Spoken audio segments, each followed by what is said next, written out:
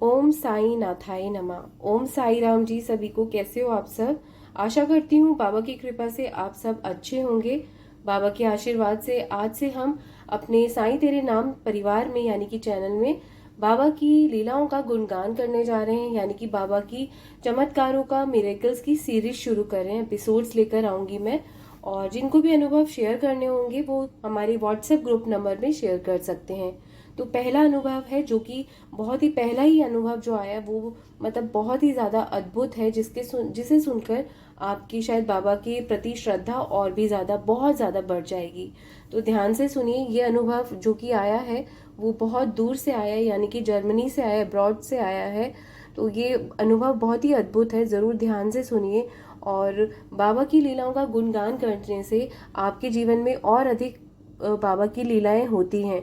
कई सोचते हैं कि बाबा की लीलाओं को छुपा कर रखना चाहिए, लेकिन बाबा के सचरित्र में भी कहा गया है कि जितना आप बाबा की लीलाओं का गुणगान करते हैं, यानी कि जितना बाबा की मिरेकल्स को शेयर करते हैं, अनुभवों को अपने शेयर करते हैं, वो आपके उतने ही जीवन में बढ़ते चले जाते हैं। बाबा का आशीर्वाद आप सब पर, आपके परिवार पर उतना ही अधिक होता चला जाता है, क्योंकि हम जो शेयर करते हैं वही हमारे साथ होता है। जैसे हम अगर अपने दुख किसी के साथ दुख शेयर करते हैं तो हमारे पास दुख ही आते हैं, क्योंकि हम अपने दुखों का ही रोना रोते हैं। वो यूनिवर्स वापस हमें वही देता है। उसी प्रकार अगर हम अपनी खुशियां बांटते हैं तो वो वापस खुशियां ही आती हैं। उसी तरह अगर हम अपनी लीलाओं का गुणगान करते हैं, अपनी लीलाएं शेयर करते हैं, चमत्कार शेयर करते हैं और डिवोटीज के साथ, तो उनकी एक तो श्रद्धा भी बढ़ती है, उनका एक बाबा के प्रति विश्वास बढ़ता है, भरोसा बढ़ता है, और दूसरा आपका जो लीलाएं हैं आपके जीवन में वो अधिक होती चली जाती हैं, यानी कि उसकी भी बढ़ोतरी आपके जीवन में होती है। बाबा का आशीर्वाद आपके ऊपर अधिक बनता चला जाता है।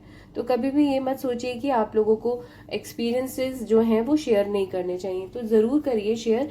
हम अपने बाबा की लीलाओं का गुणगान कर रहे हैं, ये एक बहुत ही सौभाग्यशाली बात है, बहुत ही भाग्यशाली बात है। और इससे बड़ी बात और कोई नहीं है कि बाबा की कृपा है आपके ऊपर, तभी आपको ये वजह मिली है, आप अपने एक्सपीरियंसेस जो हैं वो शेयर कर पा रहे हैं। किसी किसी को तो ये भी सौभाग्य नहीं मिलता ना।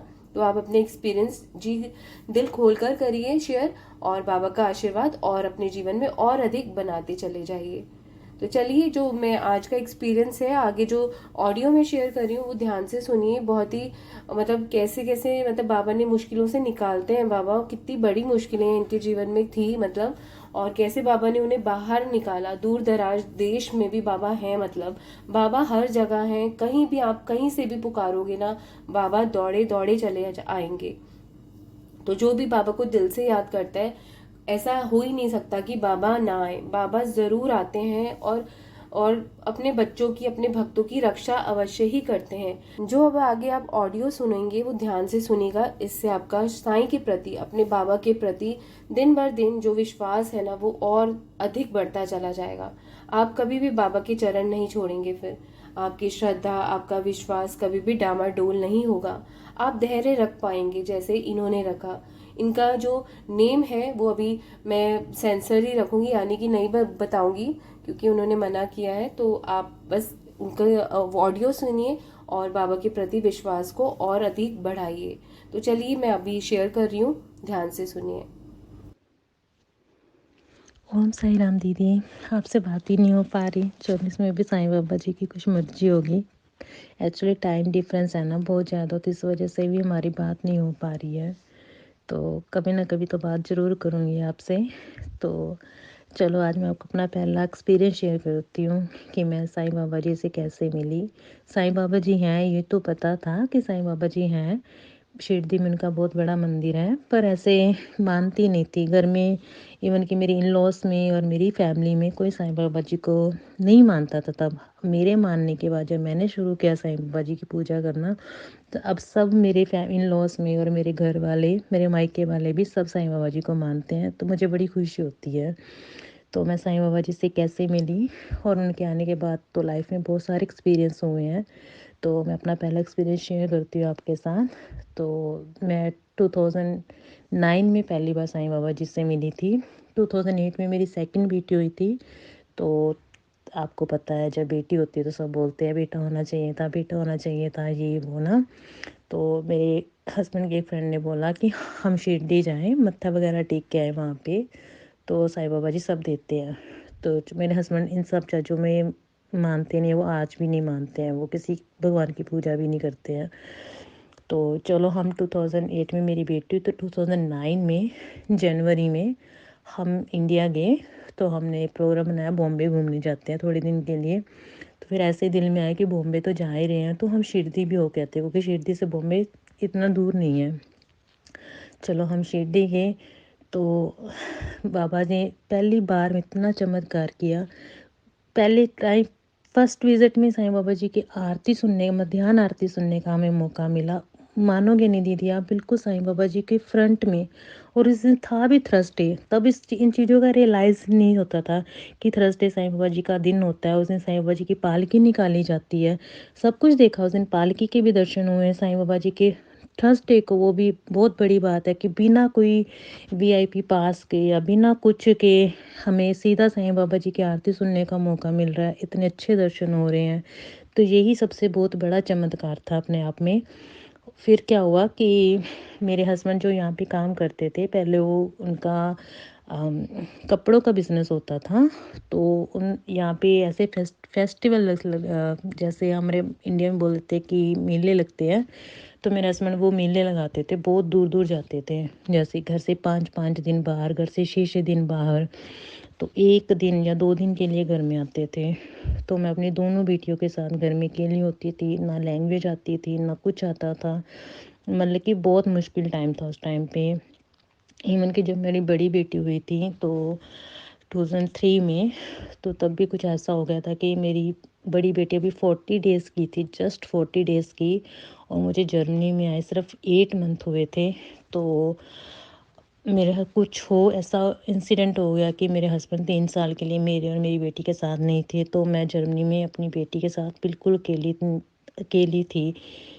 इतना मुश्किल टाइम था कि वो जस्ट, आप सोच भी नहीं सकते कि आप एक दूसरे देश में हो जहाँ पे आपको एक लैंग्वेज नहीं आती, आपको कोई जानता तक नहीं है। तब तो इंटरनेट की फैसिलिटी नहीं थी, व्हाट्सएप नहीं था, कोई टीवी वगैरह नहीं देख सकते।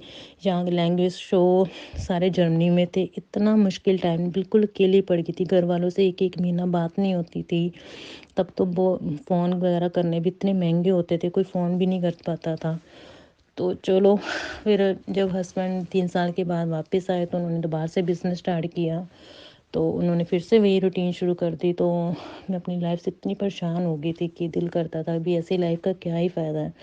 कब इंडिया का माहौल एकदम डिफरेंट होता है, जब आप यूरोप में आते हो, बाहर प्रदेश में आते हो, तो वो आपको सब कुछ नहीं मिलता, तो आदमी वैसे डिप्रेशन में चला जाता है। और फिर मेरे साथ इतना बड़ा इंसिडेंट हो गया कि मैं और मेरे हस्बैंड 3 साल के लिए साथ में नहीं है, और 40 दिन की बच्ची, छोटी बच्ची आपके साथ है, आपको कोई लैंग्वेज नहीं आती, आपके पास कोई फैसिलिटी नहीं है, सिर्फ आप दीवारों को देख के दिन काट रहे हो।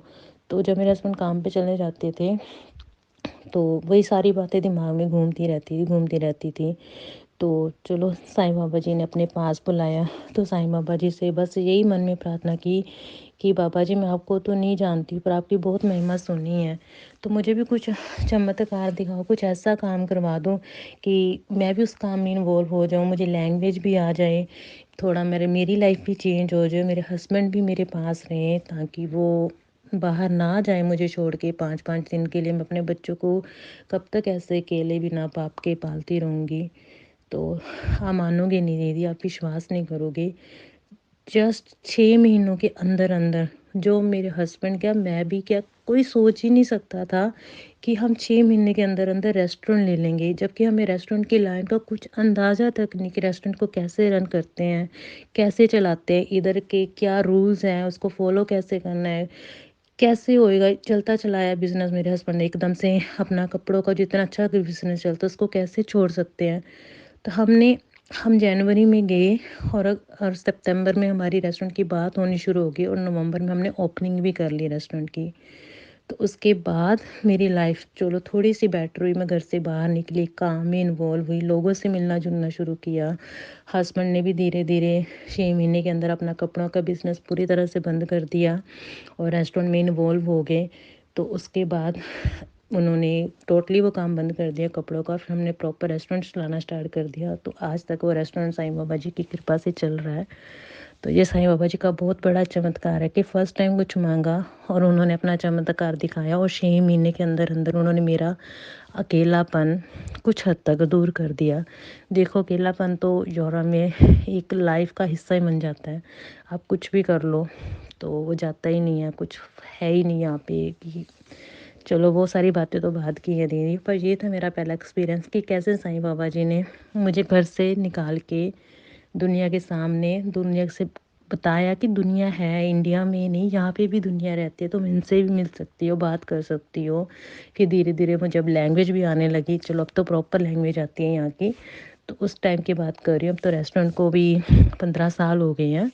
तो देखिए, ये चमत्कार है कि साईं बाबा जी ने 6 महीने के अंदर अंदर मेरी विश पूरी कर दी, जो मैंने जस्ट ऐसे ही मांग ली थी। तब विश्वास नहीं था साईं बाबा जी पर, क्योंकि मैं उनको मानती नहीं थी।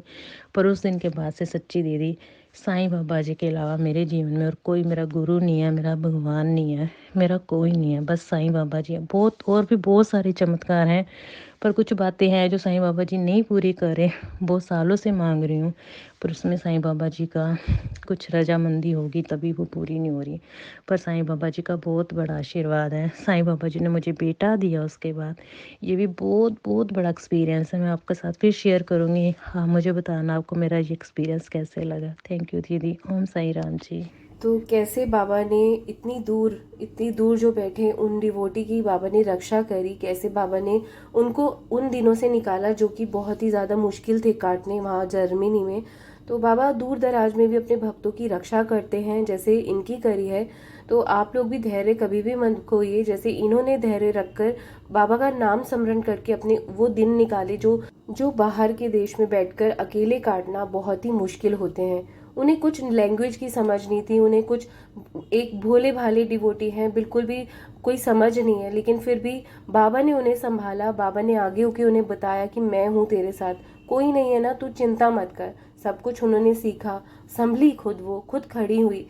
लेकिन बाबा के ऊपर उनकी प्रति जो श्रद्धा है, वो जो भक्ति है ना, उनकी कभी कम नहीं हुई, और वही उनके एंड में जो है काम आई। जो भी उनकी मनोकामना थी बाबा ने धीरे धीरे सारी पूर्ण करी, क्योंकि उनमें धैर्य था, वो धीरज रखना जानती थी। उन्हें पता था कि अगर बाबा के दिल में उतरना है तो मुझे धैर्य बंधाकर ही रखना होगा, पेशेंस रखने होंगे।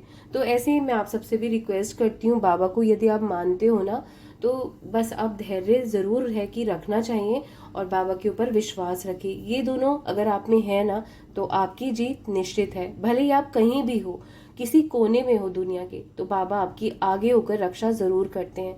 बाबा दौड़े दौड़े चले आएंगे, आप बस एक आवाज़ लगाना, श्रद्धा सबूरी बनाकर रखिए।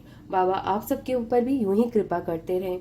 मिलते हैं नेक्स्ट एपिसोड में, और आप भी अपने अगर अनुभव, एक्सपीरियंसेस शेयर करना चाहते हैं तो ज़रूर करिए। इससे आपके जीवन में और अधिक बाबा की लीलाएं बढ़ती हैं, यानी कि चमत्कार आपके जीवन में और अधिक होते हैं। और आपको ये अनुभव कैसा लगा, कमेंट बॉक्स में अपनी राय लिखना मत भूलिएगा, और साथ में ओम साई राम ज़रूर लिखिए। चैनल पर नए हैं तो लाइक, शेयर एंड सब्सक्राइब करना मत भूलिए, और हमारे इस छोटे से परिवार का एक हिस्सा ज़रूर बनिए। बाबा का आशीर्वाद लीजिए। ओम साई राम, जय साई राम। बाबा ब्लेस यू ऑल।